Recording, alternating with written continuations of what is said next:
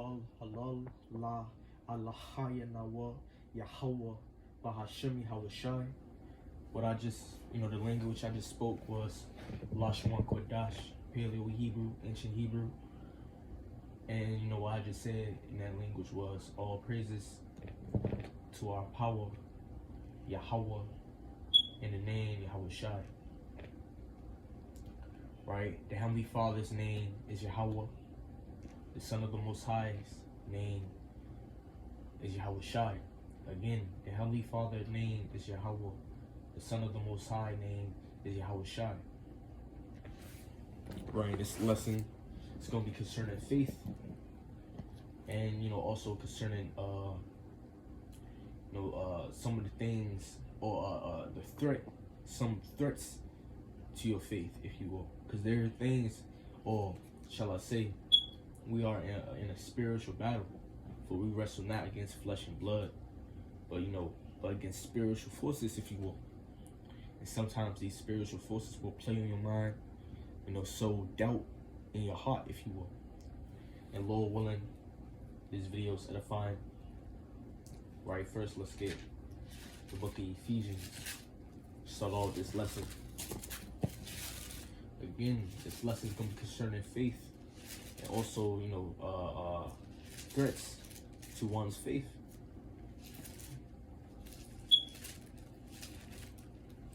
All right, because doubt is a threat, man, to you.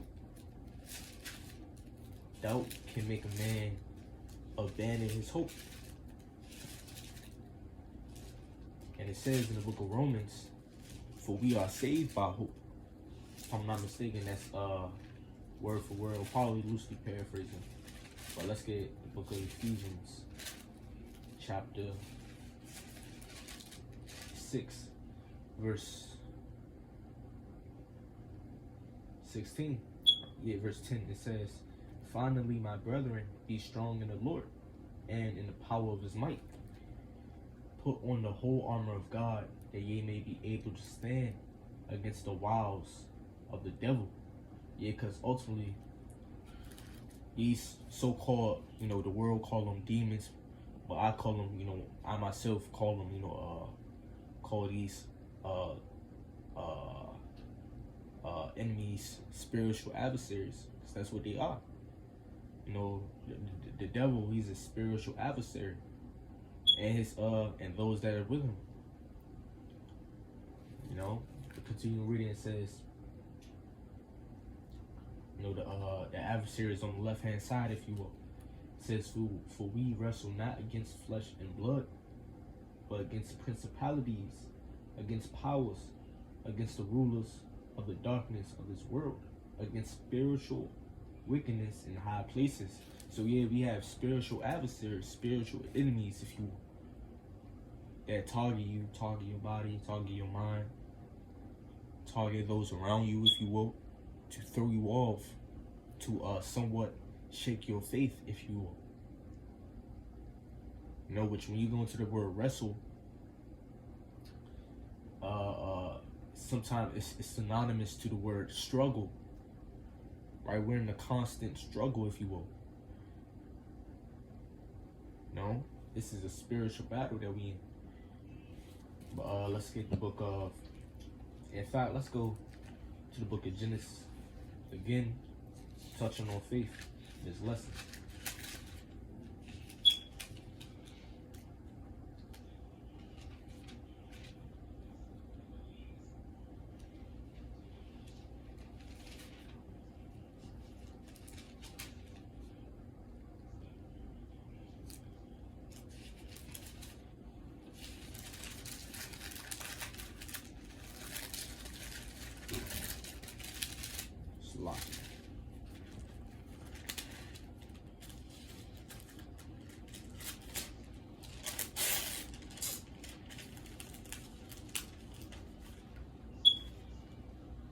Damn.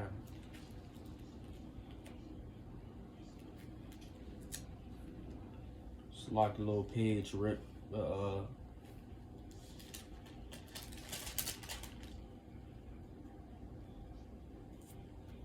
Let me find this precept I was attempting to get. Con. This is the book of Genesis, chapter 18, verse. Well, I'm not going to read it all, but ultimately, in this chapter, if I'm not mistaken, 3 angels appeared to Abraham and, told Abraham a prophecy, which was, Sarah, prophecy concerning Sarah bearing a child, even in her old age, if you will, and Abraham in his old age as well, which in this time it's uncommon for old people to have children. Even some people would think unnatural. Very, very uncommon. And people can't, really believe that which is uncommon. We really the brothers in this faith, we believe in that which is uncommon. We believe in in that which is new, if you will. That's why the Stoics, when Paul was preaching to those philosophers, the philosophers said, what type of new teaching is this? Loosely paraphrasing. Because it was a very uncommon thing, an uncommon teaching to their ears. Right, that's just to show you the type of faith we have, man. It says, continue on, it says, that's the, basically, that chapter, but I wanted to get one precept out of the script, chapter, Genesis chapter 18.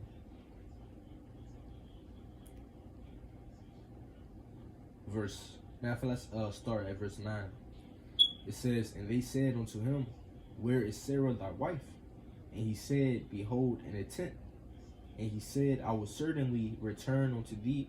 And this is the prophecy right here. It says, I will certainly return unto thee according to the time of life. And lo, Sarah thy wife shall have a son. And Sarah heard it in the tent door which was behind him. Now Abraham and Sarah were old and well stricken in age. And that's a very uncommon thing, man, to have children in your very old age, man. It says, and it ceased to be with Sarah after the manner of woman. Meaning what? She was basically, because when you reach a certain age, you cannot have no children.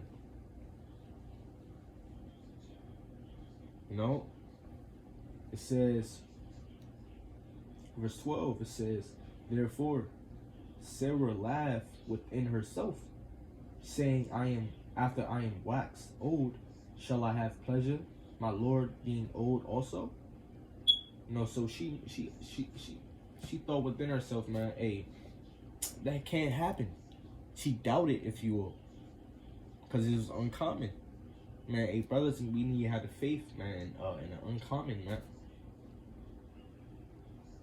Nothing is too hard for the Lord. Continue reading. It says, so she laughed, man, mocking that, I think, if I'm not mistaken, laughing at that prophecy. Because she doubted. She didn't have no faith. And if she believed, she would have been rejoicing, man. It says, verse 13. It says, and the Lord said unto Abraham, wherefore did Sarah laugh, saying, shall I of a surety bear a child which am old? Verse 14 is the point. Is anything too hard for the Lord? Right? Hey, is anything too hard for the Lord? Right? You have to be certain, man. Nothing is impossible with the Lord, man. The Lord can do all things, if you will. Yahweh Ba'ashem Yahushua can do all things everything that he wants to do, if you will. Yahweh Ba'ashem Yahushua can do all things.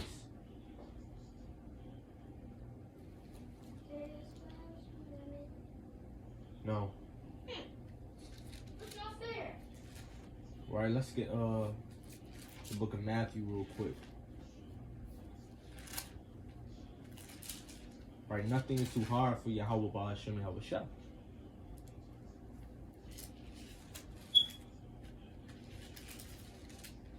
You know? Which, if I'm not mistaken, that word possible means being able. The Lord is able to do all things, man.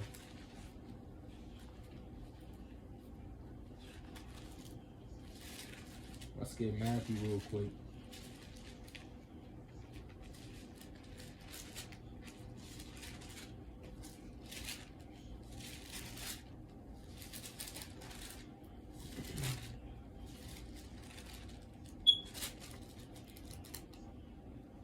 Matthew chapter 21, verse 13, verse 18, Salaki.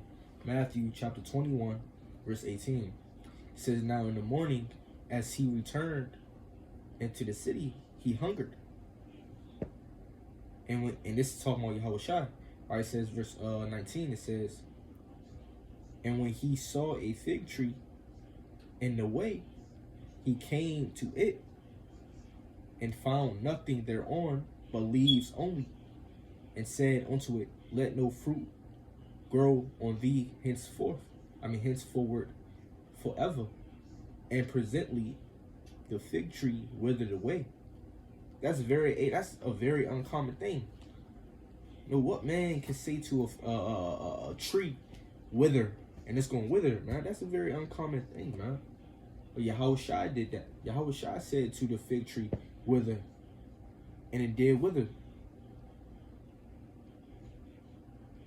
Right? And when you read another account, the disciples, they were astonished at that sight. Why? Because it's uncommon.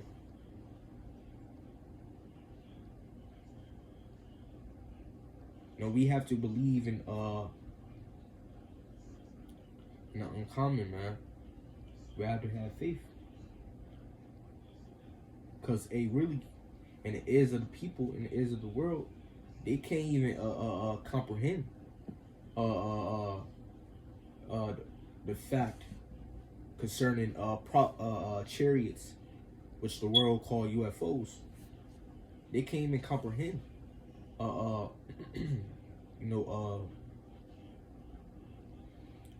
second coming, because they lack faith.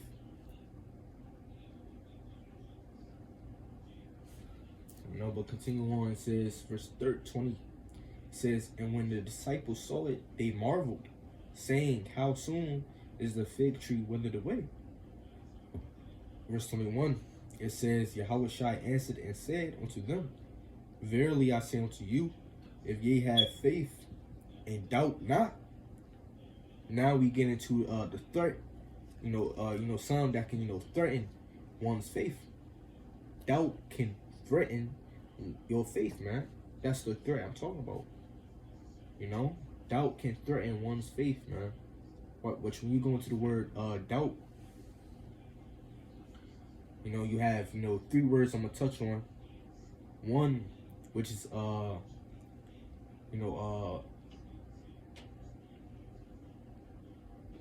of fact, let's just touch on one. Uncertain.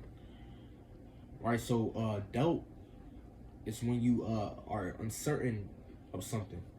Man, you have to be certain in the power of Yahweh Ba'ashem Yahweh Shah. You have to be certain in these prophecies and its truth, man.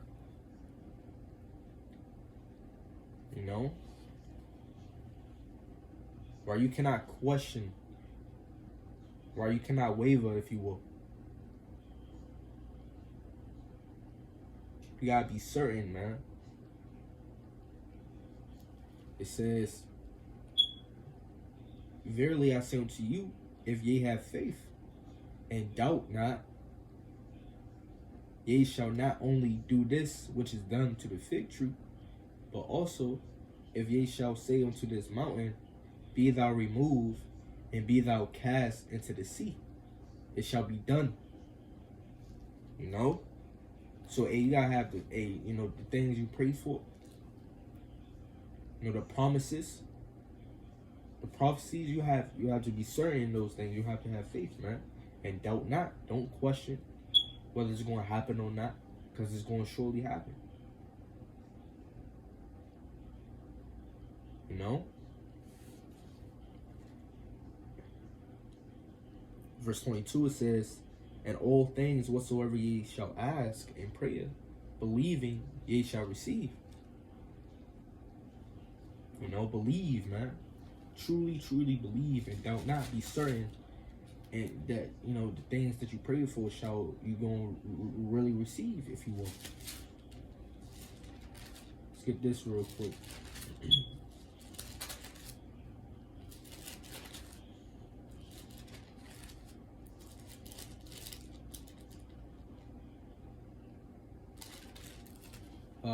Matthew chapter 8, verse 5. It says, and when Yahushua was entered into Capernaum, matter of fact, let's read it again, verse 5. It says, and when Yahushua was entered into Capernaum, there came unto him a centurion, beseeching him, and saying, Lord, my servant liveth. Salakia. It says, my servant lieth at home, sick of the palsy, grievously tormented. Verse 7, it says, and Yahushua saith unto him, I will come and heal him.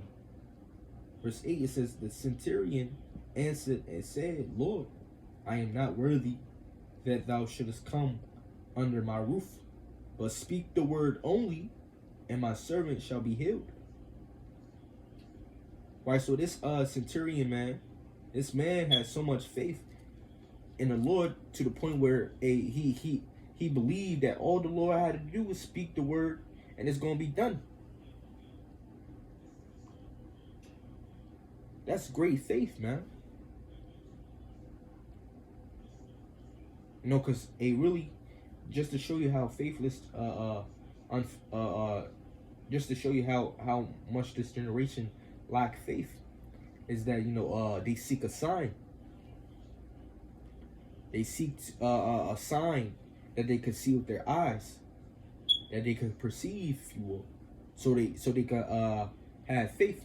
Man, we don't need no sign, man. Brothers in this truth, we don't really need no sign. Right? Because we have faith in this word, we have faith in this power. You know, of course, we, you know, are given certain signs and certain evidence, if you will, you know that we, you know, receive from time to time. We see, you know, certain chariots, brothers seeing chariots, you know, but really, we don't need to see with our eyes to believe, but it's, you know, we feel it, if you will.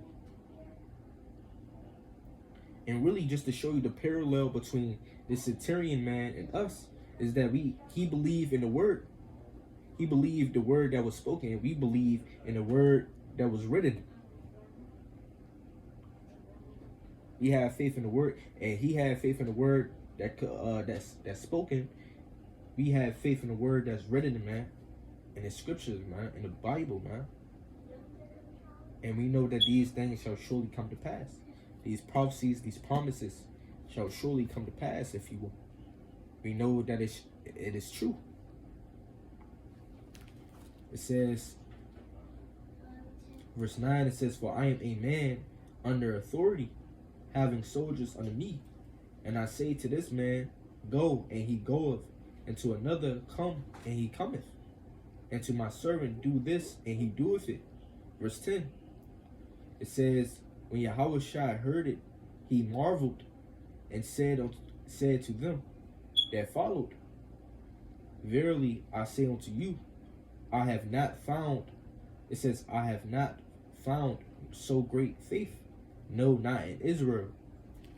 Right, so that's, you know, faith, man, if you will. Let's get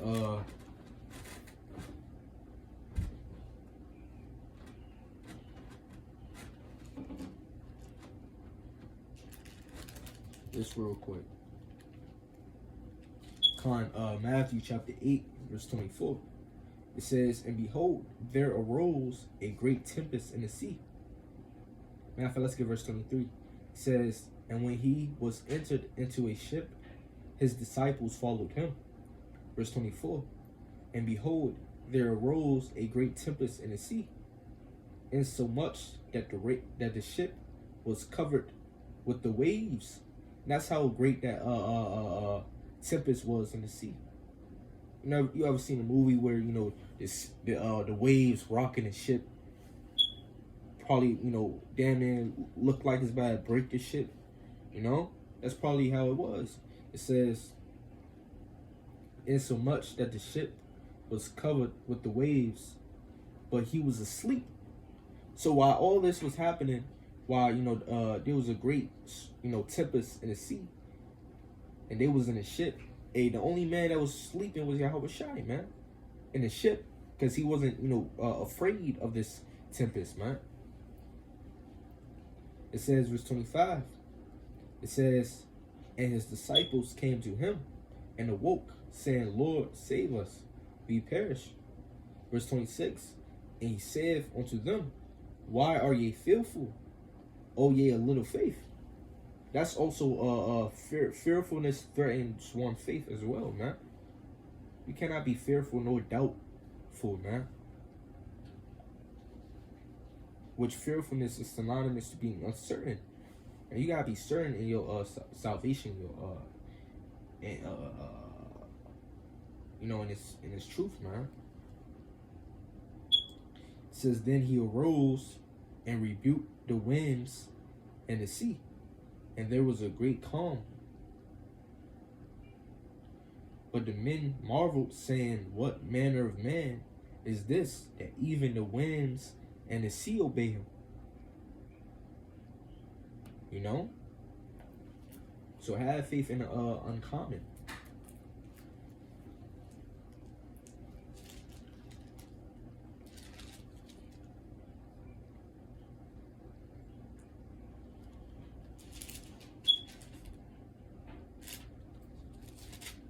Let's get this real quick.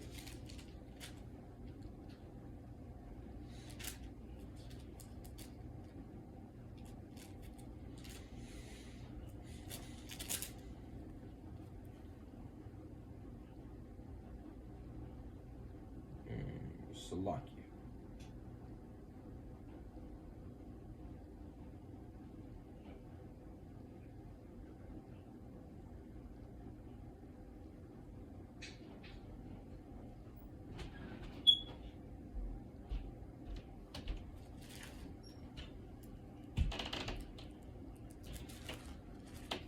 Let's get another precept real quick.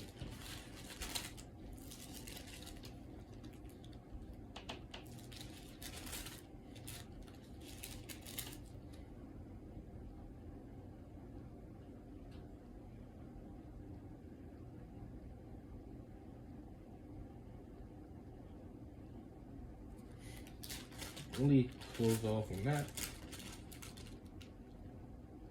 Let's really touch on faith. And things that threaten the faith, one's faith, if you will.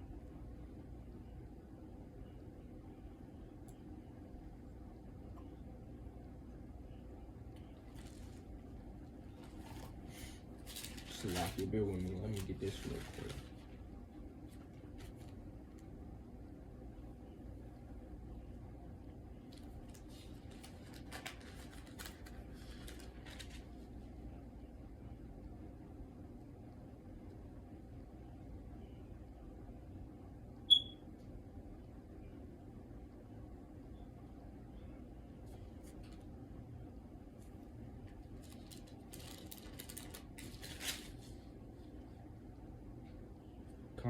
Song of the Three Holy Children, chapter 1, verse 1, it says, then Azarias stood up prayed on this manner, and opening his mouth in the midst of the fire, said, right, so the three, the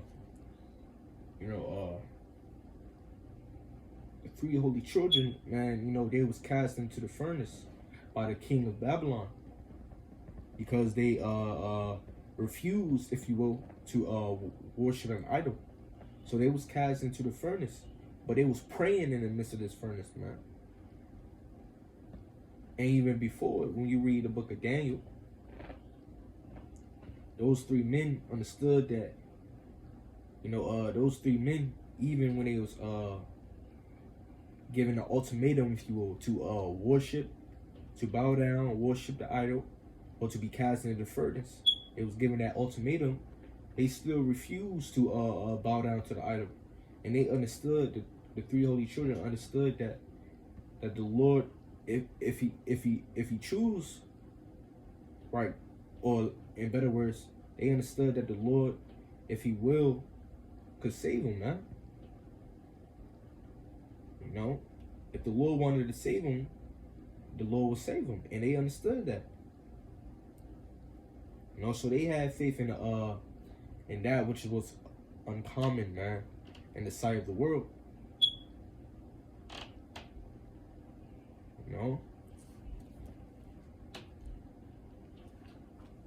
I'm gonna close off on that. Lord willing, this video is edifying, the bondage to the elders of the house of David. Peace and blessings unto the elect. Salute and shalom to the fellow laborers in this truth. And all praises, honor, and glory to Yahweh, Ba'ashem Yahushua. Shalom.